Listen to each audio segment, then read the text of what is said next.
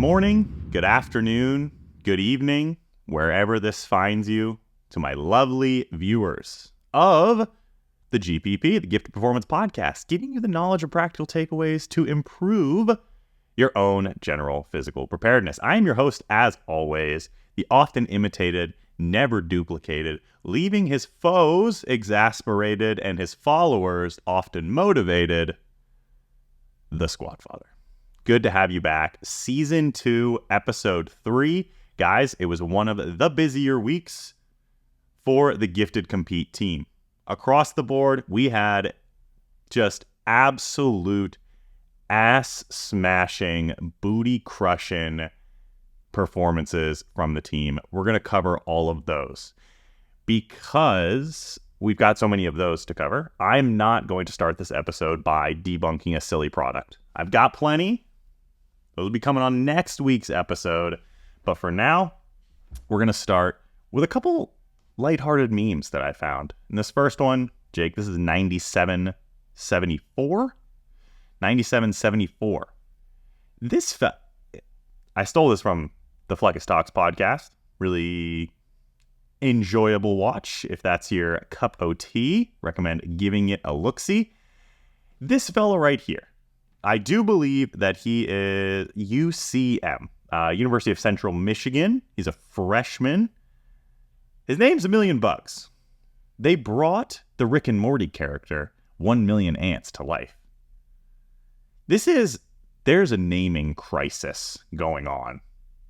There's Jackson with 4 X's and S and a Y in there somewhere. There's Braxton, Claxton, all of this going on. Hate it. Please stop. And then there's a separate brand, which is, I know that my last name is Bugs. Our last name is Bugs. We just had, I can hear Jake laughing. I know our last name is Bugs. There are quite literally 1,000,000 or more names that I could choose from. But we're going to go with 1,000,000. Maybe it's pronounced like 1,000,000. That's worse. I hadn't said that before I started recording. 1,000,000 Bugs is worse.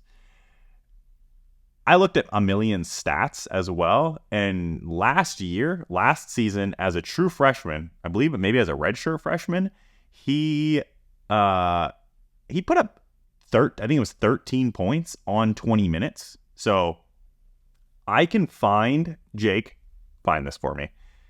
Find the head coach of University of Central Michigan's email address, put it in the show notes, and then let people email him and say, if 1,000,000 Bugs is putting up 13 points in half the game, let the guy get some playtime. He's young. He needs some reps. He's clearly got the talent. And he's got the name to be a star. Let's give 1,000,000 Bugs a chance. How's that for a good one? And the next one combines my two favorite things, which are memes and dad jokes. Jake, this is 9775. This is a really good one here. I like this. A velociraptor. A lot of people say, what is a velociraptor? Like it's it's like a kind of like T-Rexy, but it's like mini. Like what two dinosaurs bred to create this velociraptor? And mathematicians, physicists solved the problem.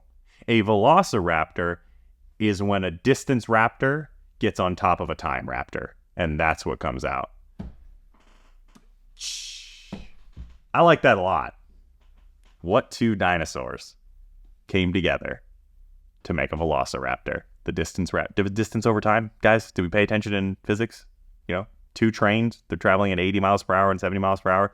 One leaves at 12:30, one leaves at 1 p.m. When will they meet again? Distance over time, velocity. If you don't know this formula, guys, don't let your physics teacher down. Remember these basic, annoying formulas that you'll never use in your life. Unless it comes to making memes. And making memes is what it's all about. All right, those are our light-hearted starting points. I hope you enjoyed them half as much as I did.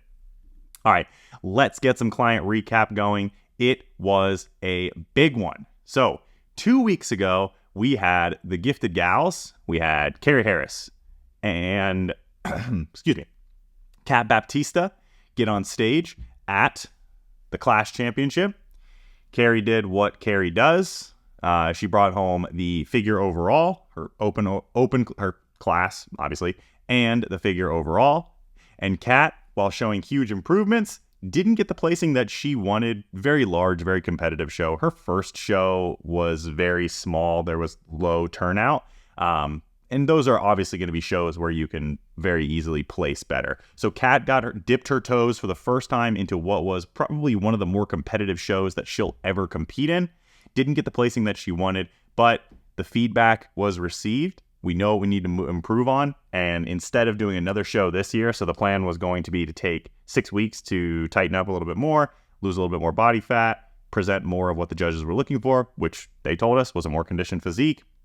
So we said, why don't we jump in the Holiday Classic? She said, I think I'd rather just shut it down for now, take a short off season, which I agree with because she has the shape and the size to be competitive in the bikini class, and then come back early next year to start a prep and really improve upon the conditioning there. So Kat gets off stage. She's, happy with her performance, knows that she's made improvements, knows what she needs to do to get better.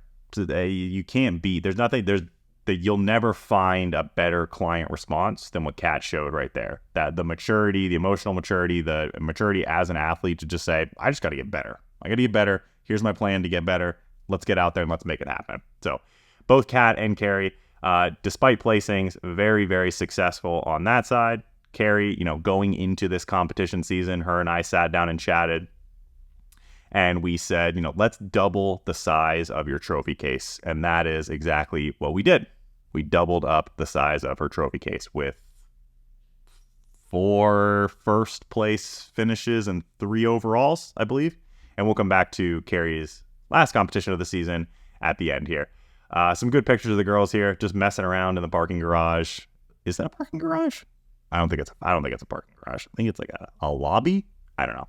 Comment below. Was it a parking garage? Was it a lobby? I don't know. Looks more like a lobby, I would say. I'm embarrassed that I called it a parking garage. Jake, don't edit it out, but it's embarrassing, right? Some fun pictures of them there. So that was a really good weekend down at the Clash. Everyone got together. We had a really big showing there of people to compete and support, and everyone got to sit down and get dinner afterward. It was just a really good time. That's kind of what the gifted community is all about. Showing up, supporting those who are competing, knowing that they'll be there to support you when you also compete. Love that. Moving on, let's get into Katia Dominguez, one of Anthony Plaza's clients who will be making her wellness debut next year, showing off a glute transformation here. Now, with glutes and legs being such a big part of the division of wellness, it's important to showcase those improvements month over month and year over year. Katia is one of those ones that she came to Anthony. She needed some structure in her routine. She needed some structure in her training and her nutrition. And then for Anthony, he just basically had to get out of her way. Set her up with a good plan, stay out of her way. Let the genetics and a well-designed plan do the work. And that's exactly what is happening here. If Katia does anything other than win the overall at a show that will be announced at a later date for our gifted team, if she gets anything less than an overall, I would be genuinely shocked. Katia is a hard worker from what Anthony has told me. All she really has to do is get in shape with the current muscle mass that she has, and she's going to dominate. So it's exciting to see that all falling into place. Don't have to tell me that Anthony is a great coach. You line him up with some really gifted clients. Gifted clients, love that. Some really genetically blessed clients. It's just going to shine through that what he's been doing this entire time for weeks and months and years on end, the guy knows his shit. He knows nutrition. He knows training. He knows posing. He knows community. He understands the ins and outs of what makes a great competitor and a great competitive team. And to see it all falling together for him, it's a really good sight. Now we move into some performance-based highlights. Our very own Carolyn Beebe showcasing some of her own 20-week. So she is 20 weeks along at the recording of this video, showing what she does for her strength training. She's been working with the Old Bull staff in putting together a training program.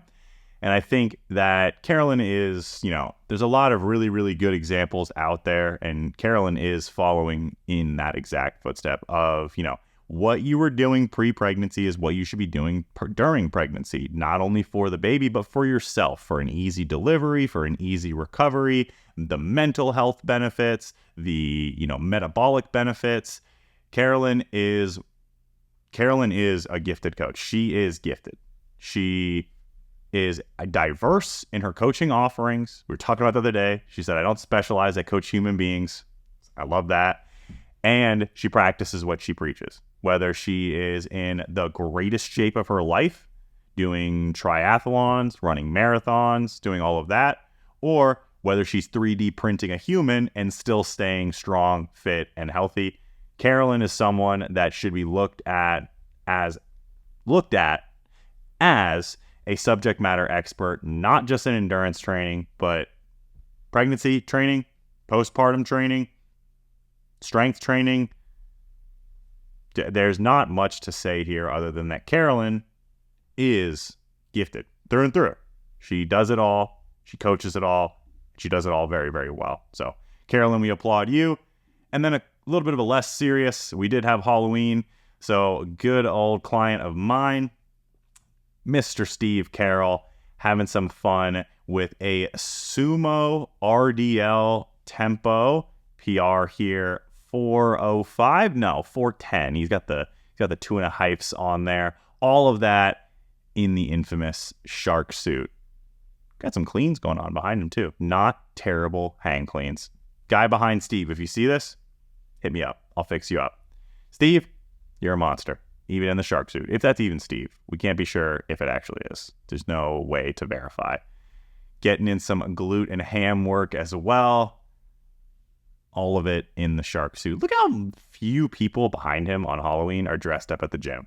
What's wrong with you people? Why do you take yourself so seriously? Put on your costume, go to the gym, get a sick pump, take some pictures like Steve, and you might one day be as cool as him. All right, that wraps up our November 1st folder. Now let's get into some of the more time-sensitive things that have happened in the last few days. First and foremost, a big round of applause to client of mine, Team Squat Father member Bethany Weaver. Got a backfill spot and is officially qualified for the fittest experience in the Masters 40 to 44 women division, which means that both her and I also qualified. It's less important news. Obviously, her qualification is more important than mine, but her and I will be taking the competition floor together, suffering as a team.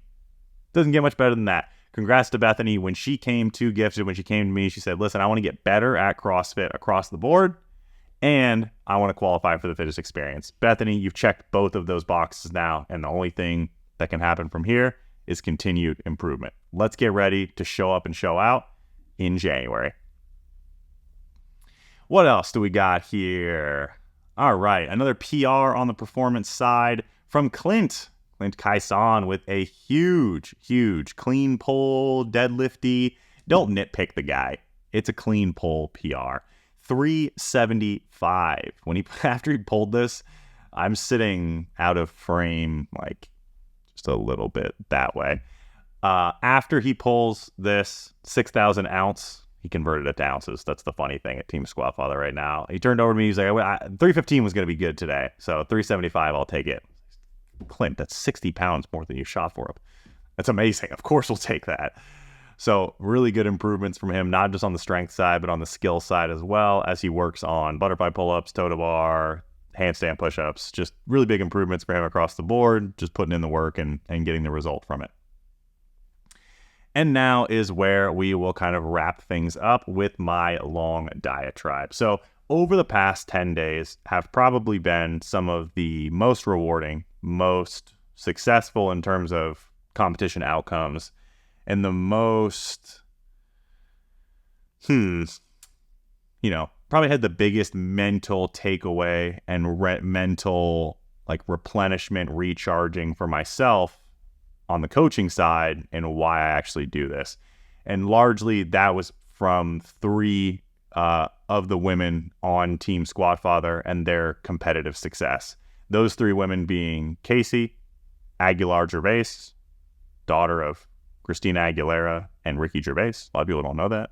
Again, putting that information out there. Carrie, her success throughout the season and at the Amateur Olympia. And then, of course, Rachel Pollard, who spent the weekend winning her WNBF Pro card again. So just taking a look at some of these pictures here. So starting off with Rachel here and her success. So the trophy, the pro card, the feedback from the judges. So story about Rachel before we go on. So Rachel is, as a lot of people, maybe people don't know, Rachel is a cancer survivor who started CrossFit after that, had a lot of success in CrossFit, and then transitioned over to bodybuilding when starting working with me. Her first prep got canceled because of COVID. So all the shows got canceled. She was ready to get on stage, so we had to bump that a year.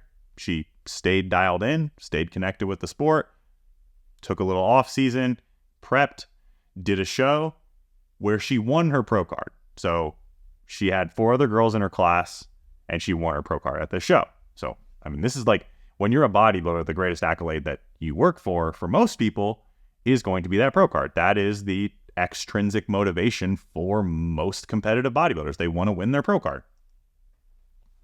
So she won her pro card. And reflecting on that win, she told me that she wasn't happy with the competition of women that she beat.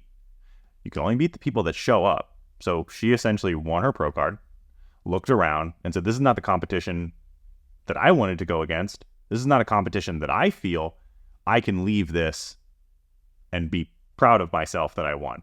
Sure, she was proud of herself that she had won, but she wanted more. She wanted to win in a more competitive show, and so she could say, I earned that pro card. So her and I both made a decision and said, okay, let's take this win. Let's turn down the pro card and let's go to Worlds. So she had qualified for Worlds by, winning that show. So turn down your pro card, the thing that most people work their entire bodybuilding careers for. Turn it down, show up to Worlds, compete against the best in the world. And if we win that and we're crowned world champion, then we can get the pro card. It's admirable, but it's close to insanity. It really is. It really is. You take your win, you take your pro card, you shut it down, you improve. Not enough for her. That's the type of person that she is. She goes to Worlds, she gets on stage, she's in a class of 7 girls, she's in the middle the entire time. She gets off stage, I look her in the face, and I say, holy shit, you just did it. You just fucking did it. In your second show ever, you're going to be the world champion for amateurs in your class, and you're going to win your pro card. Everything was worth it. Judging comes around, final judgment, third is this, clap, clap, clap, clap, clap, and in second place is Rachel Pollard. Second place. 1 spot short of winning her pro card again and being crowned the amateur world champion in fit body by 1 spot. Didn't ask for the judges' scores, but we knew it was close. Crushed. Absolutely crushed for her. I was in the back room. I didn't even know what to say to her. She comes off the stage. She's elated. I'm second place. So ready to improve. So ready to take an off season and get better. And it's like, how in the world, how crazy am I to be crushed or disappointed when she has an attitude like that? So Rachel deserves the world, especially in bodybuilding. She won this show here, won her pro card, gets off stage, texts me, I did it. So of course you did. What else would you do? This is your thing. This is what you do. You win. She said, all right, short off season, pro show next year, and let's get to Worlds. And it's like, how inspiring is that? How much does that remind me of, like, I need to treat my own training. I need to treat my own life like this as well. Like, this girl just had what she had been working for 2.5, 3 years now. She just won it. And what does she say when she gets off stage? Let's get back to work. It's hard. It's very, very hard to find a champion mindset like this. But when you find it, it's truly inspiring. And Rachel's really got it. What Rachel won last weekend was so well-deserved, so earned. The promoter of the show came up to her after and said, you finally won it. You finally got it. I'm so proud of you. You represent the division so well. And it was just like everything comes together perfectly the way it should. When you work hard, Fate favors the hustlers, and Rachel is the definition of a hustler. So when it comes to, her getting on stage for a pro show next year and Worlds next year, like, watch out, everybody, because this girl has yet to let anyone down ever. She always impresses. She always raises the bar for herself. Fuck me, I wouldn't want to compete against her. That's a girl that I don't want to see in the lineup against me. Genetically blessed in terms of her ability to build muscle, hold muscle, and diet, and, have a great shape for the division she's in. Holy shit, does she work hard. So, Rachel, you earned... Hold on, where's that picture? One more. Yes, Rachel, you earned whatever that is right there, that donut that you're enjoying so much. And can we take a moment to appreciate the As Always Stay Gifted shirt that she has on, the retro vintage apparel that she's got there? Designs by Jimmy. Jimmy doesn't miss. All right, that brings us to our next competitor for the weekend, one who is no stranger to the show as a whole. Casey Aguilar-Gervais, again, shows up, shows out. Hunger in the Wild State, I forget the exact name of the meet that she did. All I knew is there was cash money on the line. Casey said, can we jump in this? I'll compete as a light 71. I think she weighed in at like 66.7, something like that. So she weighed in as a light, very, very light 71. And what she did on the platform is what she's been doing on the platform since her and I started working together. I want to say that it surprises me. I think that people outside looking in, it surprises them. I think it surprised people in her competitive organization for her country to the point where they were like, hey, listen, we're going to send some drug testers to make sure that all of this is verified to this meet. I said, send them. Casey doesn't do that shit. And what Casey did on the platform on Saturday was what I tell her all the time. Before every single meet, before every single time she steps on the platform, I don't tell her to do anything special. I don't give her any cues. I'll keep your back straight. Use your legs, big legs. Clean first, then the jerk. I just simply tell her to go out there and do what Casey does. Go do some Casey shit. And that is what she did on Saturday. Casey managed to snatch 92 right there. Very easy. Listen, some small technical errors here that we can correct, but 92 started on the ground and it landed overhead, and then she stood it up. No style points, 92 on the board. She lets out the typical Casey scream after. And then she lined up 114. I let it be known that Squat Dad called for 106, 110, 113. She went 106, 110, 114. Why? She texted me after. She said, I went 114. I wanted to give you that plus 15 kilos on my total as an early 1-year anniversary. So Casey and I have now been working together for a year, and this represents plus 15 kilos on her total. The clean got a little wonky, but the amount of work that we have put in on her jerk, just like, if she cleans it, it's going overhead. It's over. If Casey cleans it, it goes overhead. It's over. Jake, you can let those videos run in the background again. Casey is another one where if the hardest part of my job is believing in people like Casey and people like Carrie and people like Beth and people like Rachel, the hardest part of my job is believing in them and instilling the confidence that I think that they should have in themselves, then I have the easiest job in the world. Because these girls who aren't featured in these videos, girls who aren't on the competitive side, who are more on the lifestyle side, believing in them is the easiest thing that I do every single day, because I get to watch their consistency, their hard work, their attachment to the program, to the plan as a whole, and their involvement in the community. It's everything that you could ask for me to sit back and be like, oh, how do you believe in your clients? It's like, it's fucking effortless for me. It's the easiest thing that I do on a day-to-day basis, is seeing how great these people can become. And watching Casey have all this success is, I think, when Casey posts a really big lift, the only thing that goes through my mind is, yep, that's what she does. an all-time PR. It's someone who was competing on an international stage and was having a ton of success before I ever got to hitch myself to that wagon. So when she does something really big, it's like, yep, that's what she does. You'll see me comment on her stuff all the time. Oh my God, people in the comments, oh my God, it's amazing. Fire, fire, fire. Holy shit, you're amazing. You're so many big PRs recently. And Squad Dad's in the comment, just being an antagonizing asshole like he always is, and just saying, routine, because it's routine for her.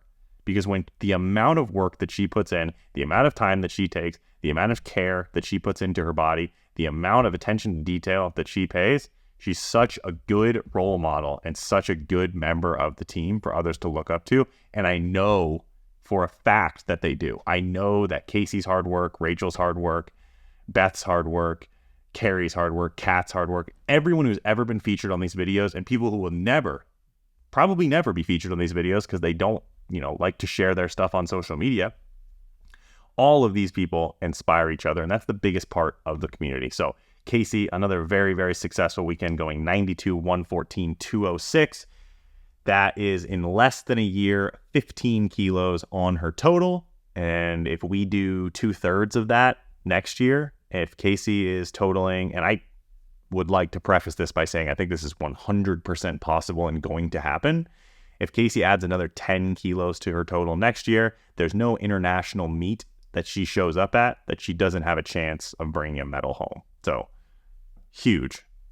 When I met Casey, her weightlifting career had about 6 months left before her knees exploded and she was done.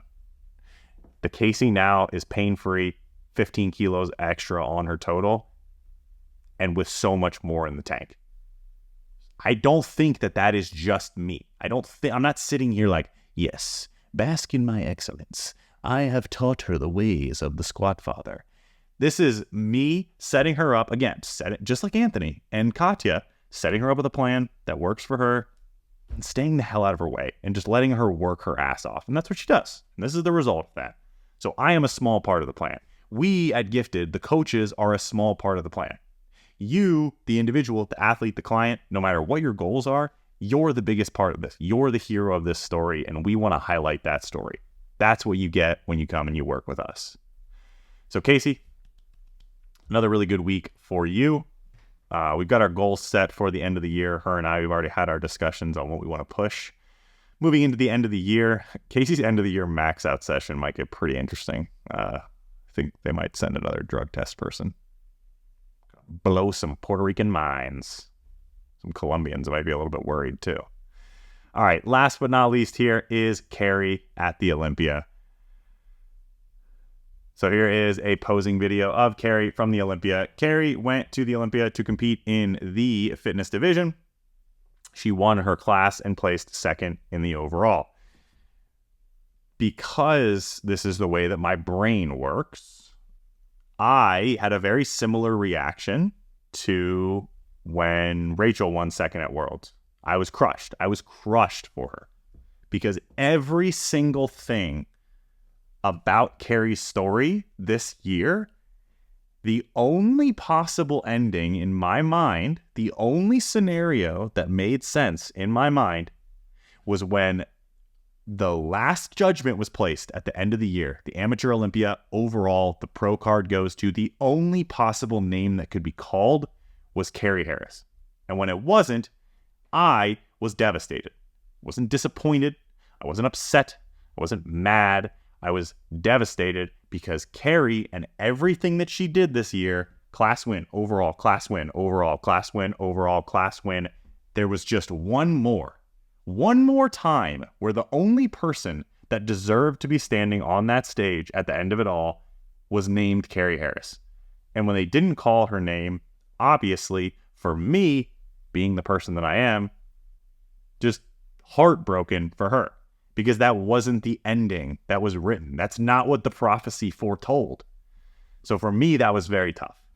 And for about 5 minutes, I didn't know what was going to happen. So how it works at a show is you watch them on stage, then the judgment is rendered. You then meet them where the competitors come out and the spectators are. So you meet together. So I'm standing there with Carrie's now fiance, Christopher, nice guy, love the guy, super, super friendly, fun hanging out with him all day at the Olympia. Standing there, just the most awkward silence ever, because we're both like, what the hell's about to happen? Christopher, they render the judging. Christopher looks at me. He's like, I've never seen her do anything other than win everything. I was like, yo, me too. So she comes out of the back. She got the biggest smile on her face. First thing she says, I'm going to take a year off and then I'm going to get back to this. This is what I want to do. This is where I want to be. This is what I want to work towards. Again, same situation as Rachel.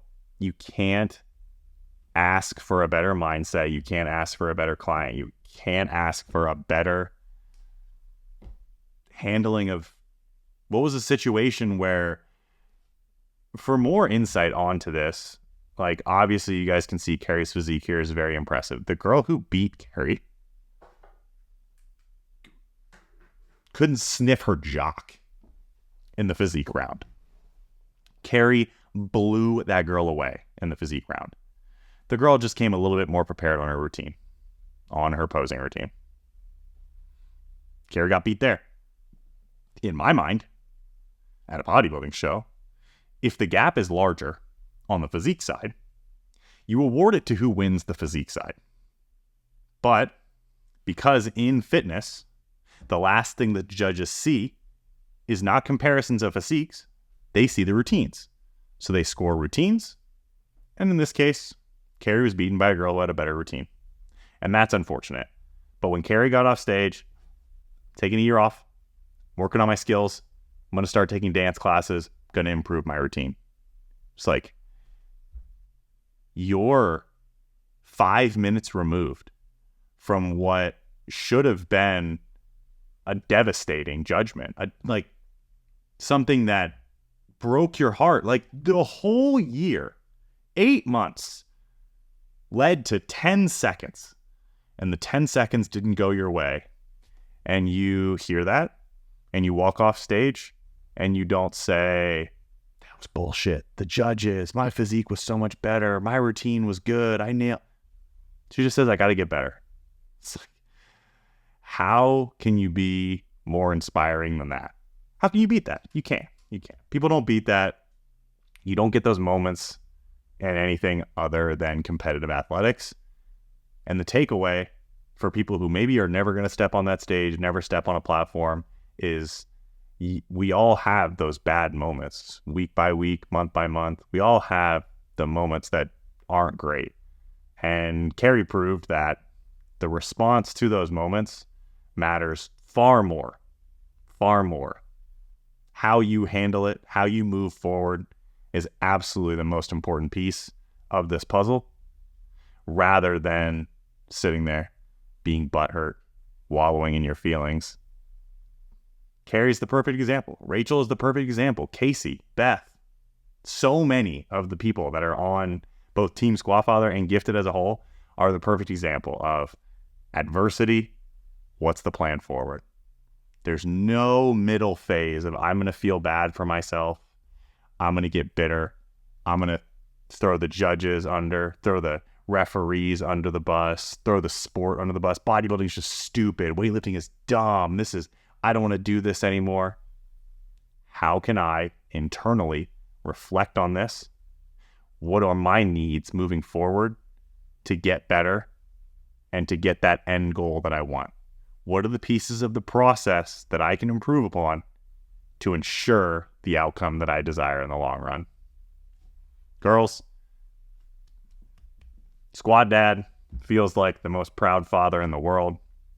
You guys are the perfect example of exactly what we want at Gifted on our competitive side and our lifestyle side. What you guys do on the competitive side bleeds over and serves as an example for everyone else. So really good stuff. Loved it. The last 10 days, like I said, have been some of the most rewarding.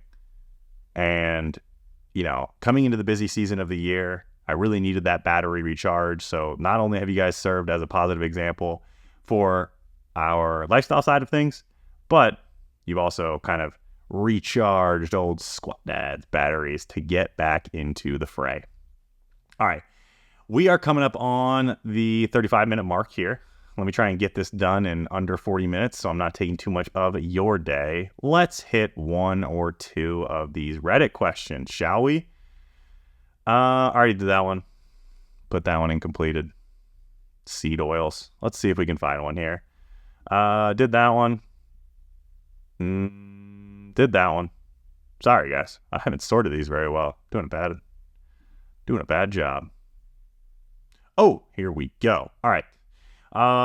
Jake, this is 4677. Can you jazz-like, oh my God, jazz-like dash cream dash 67. What the fuck is jazz-like cream? What? Asks, can you undo the effects of a high-processed, high-sugar junk food diet? Says, assuming you switch over to a healthy, balanced diet of natural, whole, and organic foods and exercise. Limp_debt 9594 at the bottom. Yes, type 2 diabetes has been proven reversible by diet and lifestyle changes. Foods don't need, and then it gets cut off. So, again, a lot of times with these Reddit questions, the problem lies with the question itself and the author's understanding of how these things work. So the effects of a high processed, high sugar junk food diet, what are those effects? When those foods are overconsumed, we get overweight and obesity. We get a calorie surplus that leads to fat gain over time, causing us to be overweight or obese. With obesity comes chronic, meaning it's long-lasting, low-grade inflammation. With that comes metabolic disorder. So we see increased fasted glucose to the point where individuals get diagnosed with type 2 diabetes, hyperlipidemia, meaning that your cholesterol is elevated, your lipids are elevated. Get things like atherosclerosis, heart disease. But these are all secondary from, I don't even know if these would be secondary. These would be tertiary in this process. So it would have to be step number one, individual chronically consumes a hypercaloric, too many calories, above maintenance, hypercaloric, high processed, high sugar junk food diet. That individual then over time gains weight to the point where they are overweight and or obese. And then third from that, we start to develop the mechanisms of metabolic syndrome. Things I discussed, type 2 diabetes, cardiovascular disease, all of that. So when we're handling, I think what this individual is talking about is, can the byproducts, the diabetes, the cardiovascular disease, all of that, can those things be undone with a healthy, balanced diet? Prefacing all of this, let me say that the high processed, high sugar junk food diet didn't necessarily do the bad things to your body.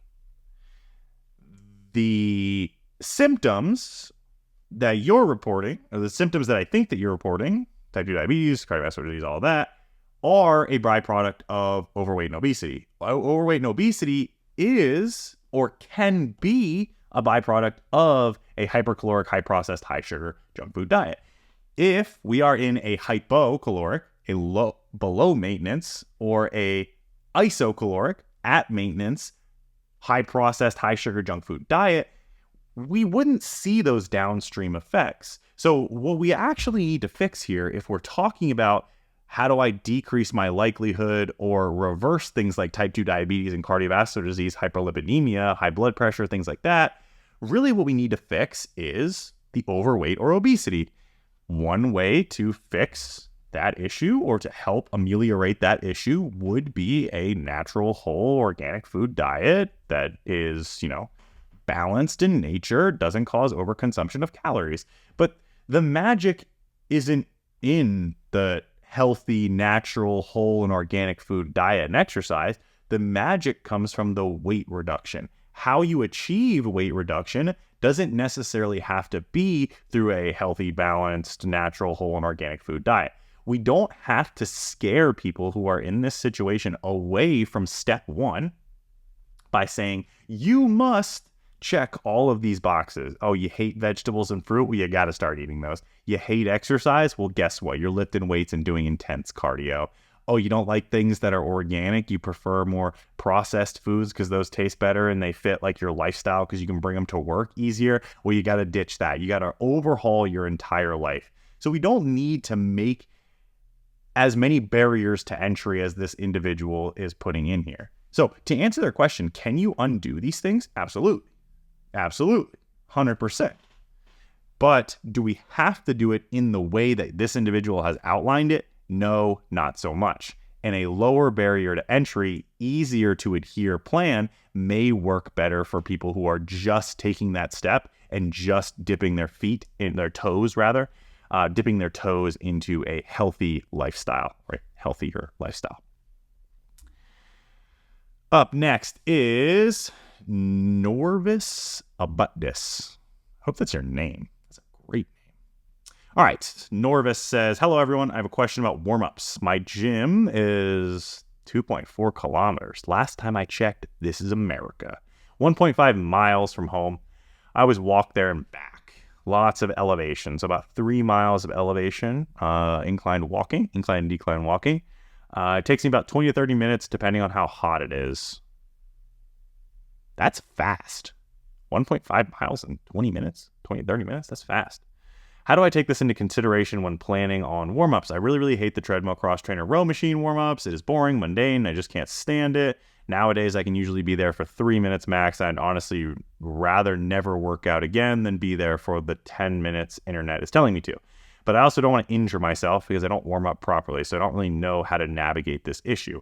So step one in navigating this issue is, what are you actually warming up for? So are you warming up for resistance training? Are you doing, are you running and jogging? Are you doing rowing intervals? Are you doing cross training, CrossFit? What are you actually warming up for? When designing out a warm-up plan, it's important to hit or check 2 boxes: general warm-up, specific warm-up. A general warm-up serves 4 purposes, and those are abbreviated as RAMP or RAMP. The general warm-up raises your core temperature, activates your musculature, mobilizes the necessary joint, and potentiates the movements you're about to do. So if this individual is walking 1.5 miles to the gym, are we raising the core temperature? Yep. Are we activating musculature? Yep. Are we mobilizing joints? Maybe. Probably not as much as we need to. Are we potentiating the movements to follow? Unless the movements to follow are faster walking into maybe jogging, probably not. So if you are saying, listen, I can warm up for an extra 3 minutes, that's it, I think that you can handle those last 2 and make those last 2 pieces a little bit more specific. So let's say this individual is going to the gym for a leg training session. So if they're going to the gym for a leg training session, is a 30-minute walk to the gym going to check most of your boxes when it comes to a general warm-up? Yes, it is. If that first exercise on your training program is squat, you can develop a specific warm-up plan that involves that squatting movement pattern. So I walk to the gym, I do some dynamic warming up for all of 2 to 3 minutes, some lunges, some Russian baby makers, some sitting at the bottom of a squat, some saddle stretch, some mobilization of the joints that you're about to use for 2 to 3 minutes, and then you can get directly into the movement that you're about to do. If this individual is going to the gym to run on the treadmill, it doesn't sound like they're doing that. If this individual is going to the gym to run on the treadmill, literally walk your happy ass into the gym, onto that treadmill, pick it up to a jog, and now you're ready to go from there. So I would say for this individual, warming up, you're generally warmed up, showing up to the gym after walking that distance. I wouldn't necessarily say, okay, you have to warm up for an additional 10 minutes. Where the fuck do we get 10 minutes? Why is 10 minutes the number that we went with? Who's saying that? But yeah, I would say just mobilize the joints that you're about to use in the training session. Start with lighter weights and warm up as you traditionally would for resistance training and leave it at that. That's going to do it for you. Man, I hate to leave you guys after only 2 Reddit questions, but that is going to do it for the day.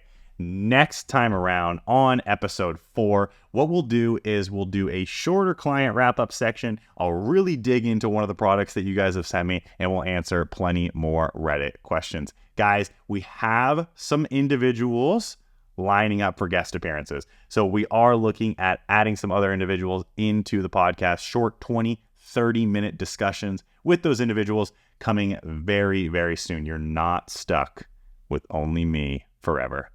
But this episode is completed. Episode 3 in the books. It was a big one on client wrap-ups and a diatribe there from myself, but after the last 10 days of watching you guys compete, I was super motivated, super inspired. I wanted to get all of that out there so that you guys could know how exactly both myself and the team as a whole are feeling. That wraps us up here. We'll see you on the next one. Episode 4 cometh. Be ready for it. But in the meantime, in between times, and as always, you do me a favor and stay gifted.